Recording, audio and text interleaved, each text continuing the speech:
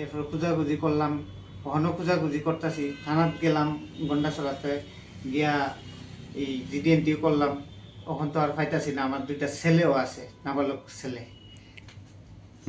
নাম কি আপনার স্ত্রীর? সেই নাম হচ্ছে অর্চনা দাস মণ্ডল।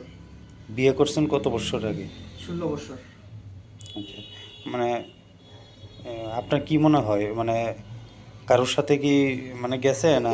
এটাও আমি জানি না, আমার পট কইরা গড়তে বেরিয়ে গেছে। আর মানে কোন কারোর লোক কথা কোন এটাও আমি কইতে পারতেছি না, তো একবারে খবর নাই।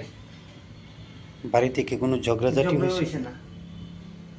আচ্ছা, এ, আপনার শ্বশুরবাড়ি কোন জায়গাতে? গন্ডাছড়া। মানে এই শ্বশুরবাড়িতে কে কি গেছে? শ্বশুর বাড়ি থেকে গেছে। এখন আপনি কি চাইতেছেন? এখন তো আমার এরে যাতে আইয়ের ছেলেটি আছে নাবালক, এত কান্নাকাটি করতেছে। আচ্ছা, আপনার বাড়ি কোন জায়গাতে? আমার বাড়ি সে বিশালগড়, বিশালগড় কোন 1 জায়গাতে? নম্বর চন্দ্রনগর।